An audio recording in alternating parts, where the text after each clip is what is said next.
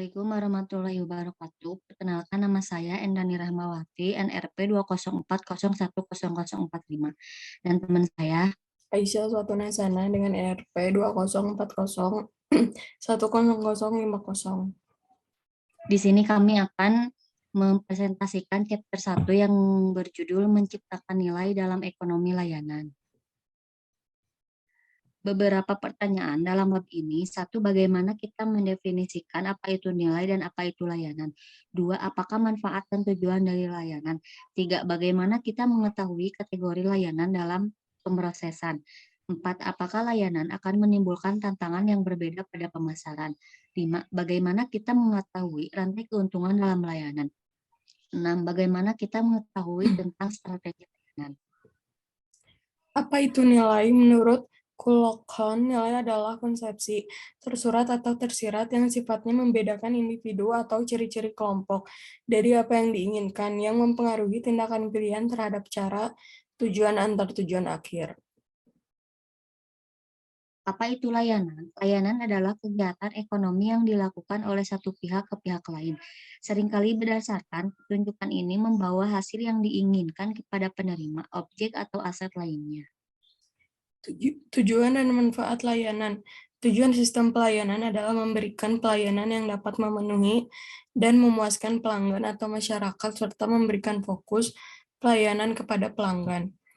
Manfaat, sedangkan manfaat pelayanan terhadap konsumen menurut Bloomberg yaitu A. Pelayanan memperpanjang dasar hidup suatu produk, yaitu pelayanan bukan saja bagian yang penting dari suatu produk, tapi juga memberikan pendapat dan keuntungan yang lebih besar melalui dasar hidup suatu produk. B. Pelayanan dapat menambah nilai suatu produk, yaitu secara langsung. Kategori layanan berdasarkan pemrosesan. Chin et al. 1994 mengelompokkan jasa berdasarkan hubungannya dengan pelanggan.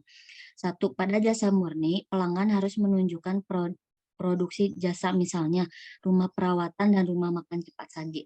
Dua, pada jasa campuran, terdapat tatap muka dengan pelanggan dan kontak di back office, misalkan penerbangan komersial.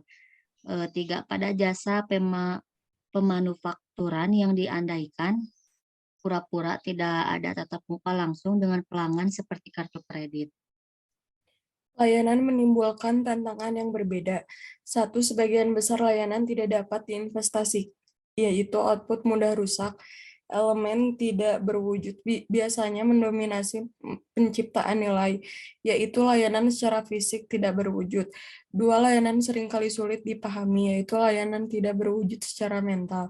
Tiga, pelanggan sering terlibat dalam CO produksi, yaitu jika orang pengolahan terlibat, pelayanan secara tidak terpisahkan. 4 orang atau karyawan layanan dapat menjadi bagian dari produk layanan dan pengalaman. 5, input dan output operasional cenderung lebih bervariasi, yaitu layanan heterogen.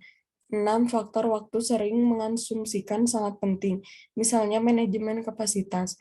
7, distribusi dapat terjadi melalui saluran non-fisik, misalnya informasi jasa pengolahan. Rantai keuntungan laba. Rantai jasa laba servis merupakan rantai yang menghubungkan laba perusahaan jasa dengan kepuasan karyawan dan pelanggan. Rantai ini terdiri dari 5 mata rantai. Satu, kualitas jasa internal. Dua, karyawan jasa yang puas dan produktif.